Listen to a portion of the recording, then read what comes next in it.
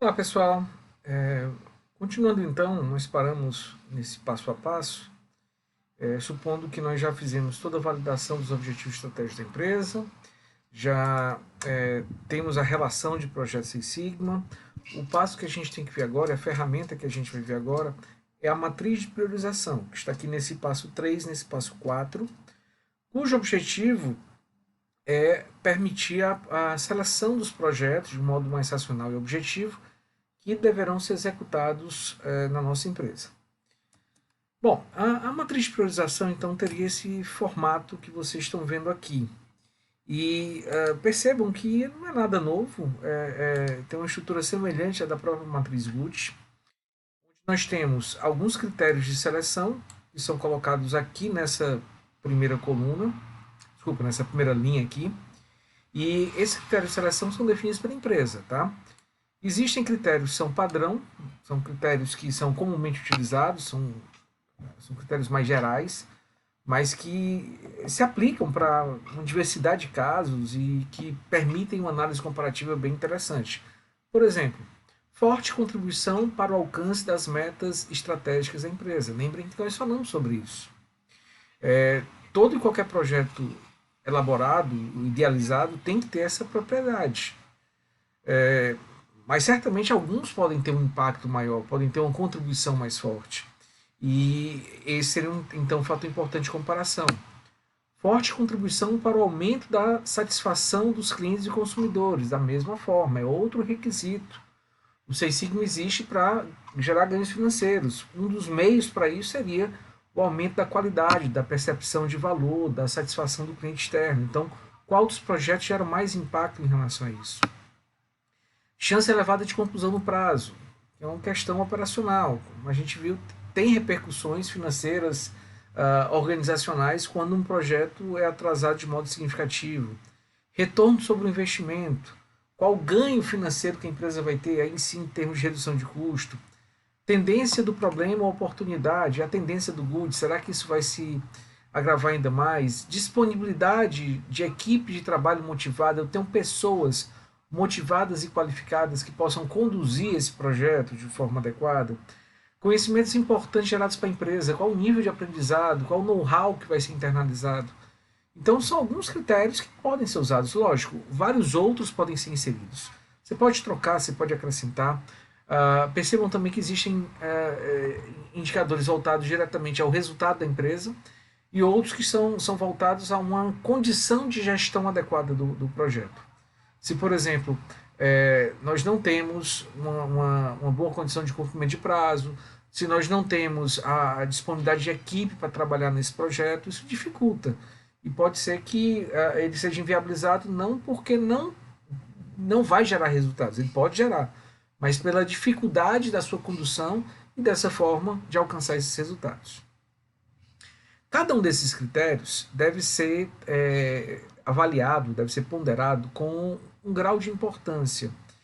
E essa matriz utiliza de forma padronizada critérios que vão de 5 a 10. Tá? Aí a observação é a mesma que foi feita lá no GUT, também na matriz básica, na matriz de priorização. Quanto mais importante for o critério para a empresa, maior vai ser o grau de importância alocado a ele, né? Maior vai ser o peso alocado a ele.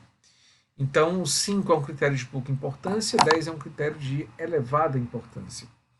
A diferença entre os graus de importância dados devem ser proporcionais ao que de fato se observa na prática. Então, aqui o que está sendo dito é que forte contribuição para o alcance das metas é o critério mais importante, juntamente com o impacto no cliente. Enquanto conhecimentos importantes gerados para a empresa é o menos importante deles. Por isso a diferença gritante das notas. Se a importância for próxima, a nota também tem que ser próxima. Aqui nessa coluna se colocam os principais projetos que foram listados e que podem vir a ser trabalhados. Então, reduzir em 50% as devoluções de clientes, reduzir em 70% o índice de anomalias, reduzir em 30% o custo de material comprado. E, em seguida, quando os projetos estão listados, os critérios estabelecidos e o peso de cada um dado, Aí nós passamos então para a avaliação comparativa entre os critérios, seguindo a mesma lógica que nós já discutimos, né? Então, se eu vou fazer uma comparação entre eles, eu tenho que seguir critério a critério. Primeiro, eu vou avaliar os projetos, tá, em relação ao primeiro critério, contribuição para o alcance das metas. Aquele projeto que tiver uma maior condição de contribuição das metas vai receber uma nota maior. Então, a legenda, a escala usada pode ser essa aqui.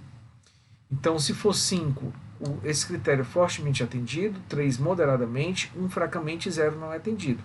Nesse caso, nós usaríamos somente essas 3 possibilidades, essas 4 possibilidades.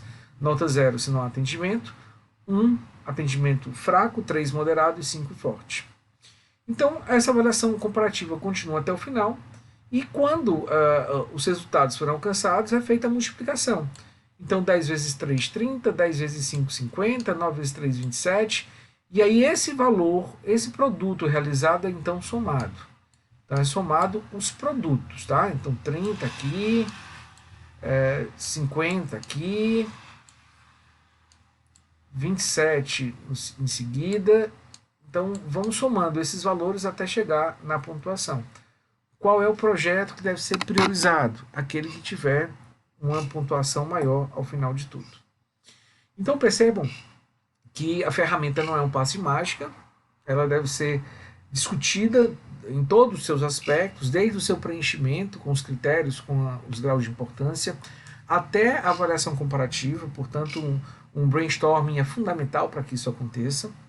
E a ideia é que nós tenhamos uma indicação essa que deve ser validada pela gestão em relação a quais projetos deveriam ser tocados prioritariamente. Uma vez feito isso, uma vez selecionado o projeto, por exemplo, no nosso caso seria reduzir em 50% as devoluções dos clientes por problemas na embalagem. Então nós devemos fazer business case. Então o próximo passo seria estabelecer um documento formal, preparado pelo Green Belt ou Black Belt do projeto, juntamente com o Champion, que vai formalizar, vai deixar evidente, claro, do conhecimento de todos, uma série de pontos importantes que devem ser observados e seguidos durante toda a condução desse projeto. Esse documento recebe o nome de contrato de projeto, tá? Dentro desse contrato de projeto existe o business case, que seria a materialização de todos esses parâmetros em aspectos financeiros. Então, algumas informações importantes que devem constar desse contrato de projeto, do business case, seria o problema, a oportunidade de melhoria identificada, o desafio, aquilo que a gente deve melhorar, os indicadores que devem sofrer incremento, inclusive com as metas a serem alcançadas. Então, por exemplo, eu quero melhorar a produtividade do setor de laminação, que hoje é de 10 unidades por hora. Eu quero passar essa produtividade para 15 unidades por hora. Então eu identifico a situação atual, identifico a situação desejada por meio dos indicadores. Restrições a serem obedecidas. Por exemplo, o orçamento máximo para o projeto é tanto, ou não vão ser contempladas aquisições de novos equipamentos, ou o prazo máximo que o projeto deve ser concluído é o dia tal. Toda e qualquer restrição importante que deve ser considerada por ocasião do planejamento das ações e dos recursos devem ser colocadas também nesse documento.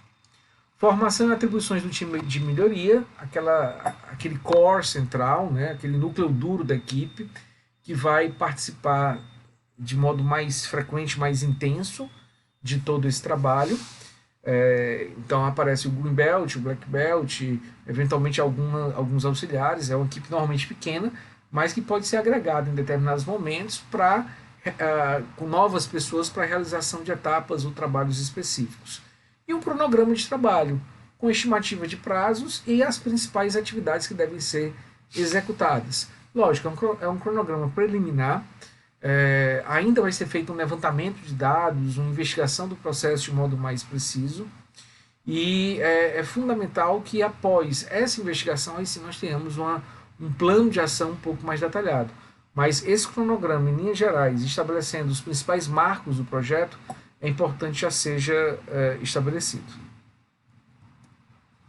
Bom, aqui nós temos um exemplo de um contrato de projeto. E aí é interessante a gente ir tentando identificar quais são os pontos mais importantes que constam nesse documento.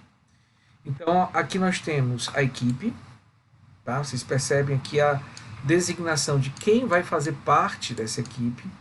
Então, nós temos o patrocinador, nesse caso aqui não é o representante da alta administração, esse caso aqui é o champion, é o patrocinador do projeto, tá?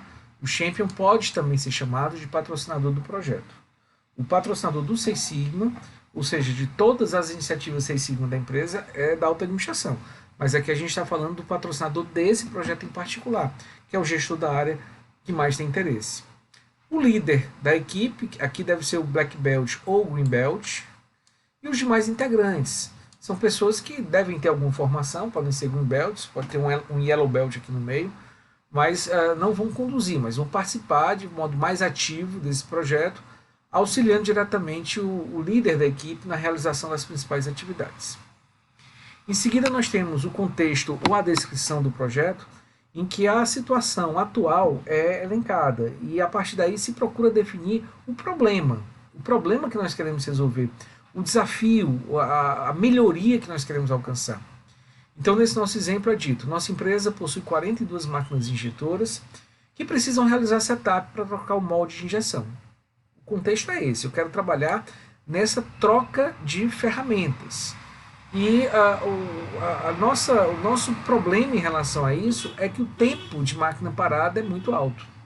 Então, se nós paramos muito tempo para trocar o molde de uma máquina, e são 42 máquinas injetoras que tem que fazer essa troca periodicamente, multiplicando esse tempo de uma máquina por 42, a gente pode perceber que o tempo parado pode ser muito grande, o que pode representar um custo, uma perda de produção extremamente elevados.